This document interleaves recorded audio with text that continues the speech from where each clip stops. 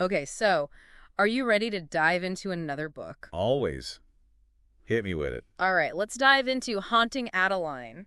Okay, I've heard of this one, Haunting Adeline by H.D. Carlton, right? Yeah, by H.D. Carlton. And, you know, you want that gothic thriller vibe? This has got it, definitely. Yeah, I'm intrigued already. Tell me more. We're talking spooky mansions, mysterious characters, all that good stuff. Okay, I'm hooked. And I know you love those little details that really make a story come alive. What's got you excited about this one? It's funny you should say that. It's like those aha moments where everything just clicks, you know? I'm all about those aha moments. Yeah. Those are the best. Okay, so set the stage for us. What's the deal with Haunting Adeline? Okay, so imagine for a second you inherit this sprawling mansion, but it's not just any mansion. Okay, there's always a mansion in these gothic thrillers, right? Yeah. So tell me about this one. Right. It's called Parsons Manor, and it's like something out of a dream, or should I say a nightmare. Oh, I see where we're going with this. Yeah. I love a good haunted house story. Give me the details, make me feel like I'm walking through the front door. All right, so we're talking Gothic architecture, of course, those old bones, with a grand staircase that practically begs you to whisper a secret on every step. Oh, I can practically hear the floorboards creaking. What else? What kind of atmosphere are we working with here? It's like heavy, and there's this atmosphere that just screams like something happened here. Ooh, I like where this is going. A house with secrets. That's my jam. So who's the lucky soul who gets to unravel them? That's where we meet Addie. Addie. Okay, tell me about her. What's she like? She is not your typical, like, damsel in distress. Oh, good. I was hoping you'd say that. A gothic heroine with some bite. I like it. So how is she different? So Addie is a successful author, right? And she uses her platform for good, really shining a light on, honestly, some really dark corners of the world. Interesting. So she's got this public persona, this powerful voice. What kind of stuff does she write about? She writes about human trafficking. Wow, that's heavy stuff. It's not always, often you see a character like that in a gothic thriller, someone actively fighting against real world horrors. That's pretty unique. Yeah, it's like she walks into this haunted house already carrying baggage from the real world, right? Oh, absolutely. That's bound to make her a little more, jaded, a little less likely to be scared by things that go bump in the night when you're dealing with that kind of darkness in your day job. Yeah. And on top of that, she loves true crime. Okay, wait, hold on. An author who tackles dark subjects and devours true crime. That's not your average recipe for a gothic heroine. It sounds like she might be more prepared than most to handle whatever Parsons Manor throws at her. Right. So what are we waiting for? Bring on the strange occurrences. Does she start experiencing them right away? Oh, yeah. We're talking unexplained noises. The kind that make you wonder if it's the house settling or something more. Oh, I know that feeling. That feeling like you're never truly alone in an old house. It's enough to make your skin crawl. What else? And then there's a stalker who's leaving her roses. Wait, roses. Okay, that's just creepy. Roses as a stalker's gift. That's a whole other level of unsettling. Right. It's like he's trying to be romantic or something, but misses the mark completely. Major miss. Mm. Okay, so we've got the creepy noises, the unsettling gifts. What about those messages you mentioned earlier? What's the deal with those? Oh, man. Carlton, she's so good at, not revealing too much too soon. Oh, she's playing the long game with the suspense, huh? Yeah. I like it. It's like she's pulling you deeper into the story, one creepy detail at a time. But you get this feeling from the messages, right? It's just dread, and this unease, like the stalker is always watching, always a step ahead. Just gets under your skin. Ugh, that's the worst. That feeling of being watched, of someone invading your space, even if you can't see them. It's chilling. It really makes you wonder about the stalker's motives. What are they after? It's like the house, like Parsons Manor itself, it becomes this whole other character. You know what I mean? Oh, absolutely. The house is practically a character in every good Gothic thriller. Those crumbling walls, those dark corners, they hold secrets, they whisper stories. So what's Parsons Manor telling us about this story? It really is. And it's dark history and like this oppressive atmosphere, It kind of mirrors what Addie's going through, this growing sense of unease. Oh, for sure. Yeah. Like the house is feeding off of her fear, or maybe even amplifying it. I'm picking up some serious bad vibes from this place. Is there anything specific about its history that stands out? There was a murder within its walls. It's like the house has all these secrets just waiting to tell the right person. Oh, here we go. A murder. A good murder mystery always spices things up. It makes you wonder if whatever happened in the past is somehow connected to what Addie's experiencing in the present. Right. Like, Are we talking ghosts here, or is there something even more sinister at play? Oh, the possibilities are endless. This is what I love about Gothic thrillers. They tap into our deepest fears, the kind that linger in the shadows of our minds. Okay, so we've got a creepy house, a mysterious stalker, and a murder mystery.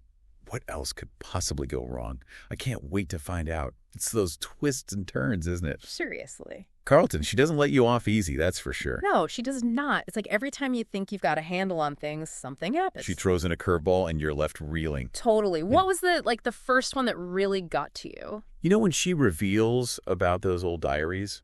I think that's where I really sat up. Ooh, the diaries. Yes. Because they start hinting at, like, a family connection to the murder at Parsons Manor. Okay, right. And that whole thing with Gigi, Addie's great-grandmother. Talk about a blast from the past. Suddenly we're, thrown back in time, right? We're getting glimpses of this whole other life, her loves, her secrets, all of it. Oh, yeah. And that's classic Gothic, wouldn't you say? That whole idea of the past bleeding into the present. Totally. Secrets never really stay buried, do they? No, they never do. Especially in these old houses, you know. It's like they hold on to everything, all the whispers, the echoes. And the deeper Addie digs into her family's past, it's like the more she realizes she might be more connected to all the darkness than she ever knew. Oh, absolutely. And as if that wasn't enough, we've got the stalker. Oh, yeah, he really kicks things up a notch, doesn't he? Right. The roses weren't bad enough, but then those messages... They get more intense, wouldn't you say? More threatening. Way more threatening. It's almost like he's trying to force her to confront something. We don't know what yet, right? Exactly. And you see her, Addie, grappling with those classic Gothic tropes like, is she going mad? Oh, for sure. It's like, is it all in her head?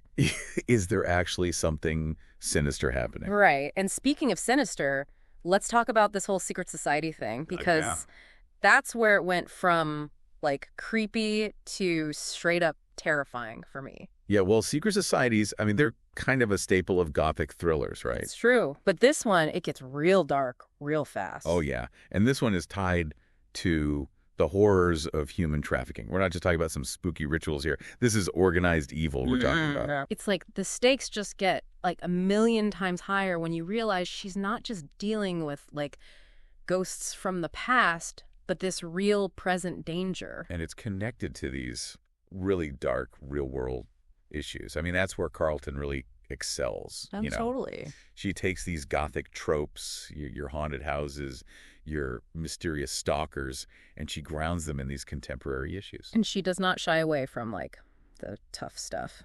No, she doesn't. It can be a hard book to read at times, I'm not going to lie, but it's also impossible to look away from. You just have to know what happens next. It reminds me of that scene where Addie, she stumbles upon the ritual sacrifice. I don't want to spoil anything, but... Oh my gosh, yes, that scene. Intense, right? Talk about intense. I mean, that's a turning point for Addie, wouldn't you say? Absolutely. She's seen the true face of evil. And it's like it just ignites this fire in her. And she decides, you know what, I'm not just writing about this stuff anymore. I have to do something. She's not just going to be a passive observer anymore. She has to take action. And then, just when you think things couldn't get any more twisted, Carlton throws in, Zaid. Oh, Zaid. This shadowy figure we've been mentioning him. Right. He finally steps into the light, or should we say out of the shadows. Right. He gets a name, and all of a sudden he's a real person. He's not just this abstract threat anymore, and talk about a walking contradiction. He's dangerous. He's possessive. But there's this weird allure about him. Okay, wait. Can we pause for a second? Because you used that term earlier, Byronic hero. Oh, well, right, yeah. I'm going to be honest, I don't remember what that means. Can you refresh my memory? Of course, yeah. A Byronic hero, to put it simply, is a character who's brooding, rebellious, often kind of tortured by something from their past. Oh, okay, yeah. Like a classic bad boy, but with more depth. Exactly. Charismatic, but flawed, capable of great love, but also great destruction. So does Zaid fit that bill? Oh, he checks all the boxes. He's intense, he's unpredictable, and he's got his own agenda. But there's also that, protective streak. Yes. Especially when it comes to Addie. It's like he's drawn to her light, even though he himself is. Surrounded by darkness. Yeah. Their dynamic is it's electric though, isn't it? Oh, definitely. You can just feel the tension there. Yeah, it's like this push and pull of attraction and fear. Is he a threat or a protector? That's the million-dollar question. Is he going to save her or manipulate her? Or maybe a little bit of both. And I think that's what keeps you guessing, right? Totally. And as if we needed more drama, that's when she uncovers this huge family secret about Gigi's murder. Which changes everything. Right. It's like, whoa, okay. Now we're not just talking about Addie. We're talking about, like, generations of secrets. It's about how the sins of the past, they can ripple through time. And we learn about Gigi's life, and it's just as captivating as Addie's, wouldn't you say? Oh, absolutely.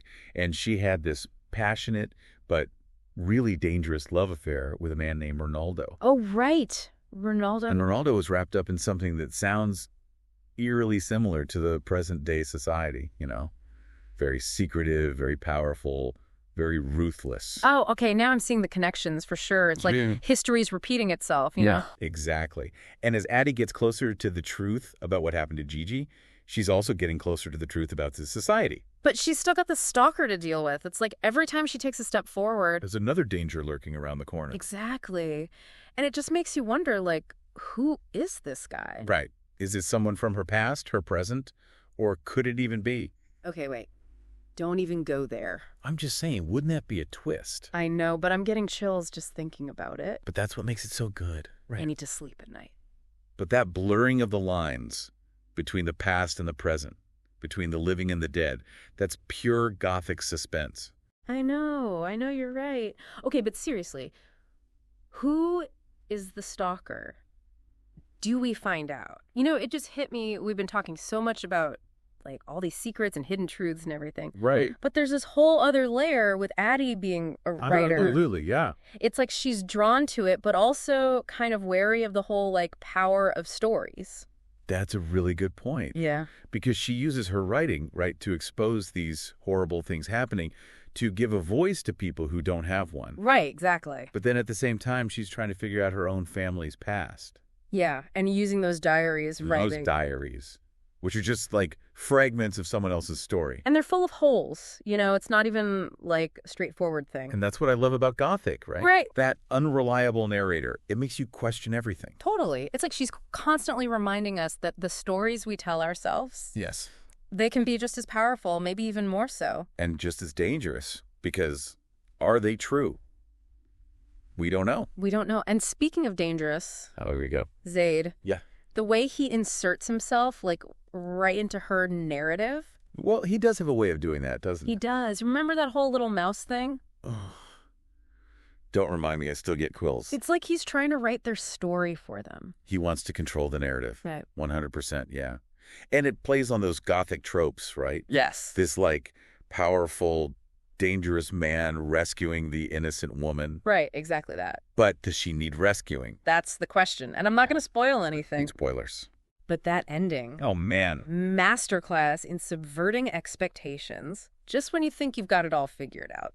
Carlton pulls the rug out from under you. She does. Every time. So where does that leave us? Like, what's the takeaway for everyone listening? I think more than anything, this book shows us that line between truth and fiction, it's blurry. It really is. Especially when you're dealing with memory, family secrets, all of that. And that the past, never really gone, is it? Never gone. It's always there, lurking in the shadows. Okay, so we covered a lot. Gothic thriller, Haunting Adeline. If you want a book that's going to keep you guessing, send chills down your spine, this is it. Don't read it with the lights off. Until next time, everyone keep exploring their shadowy corners, but be careful out there.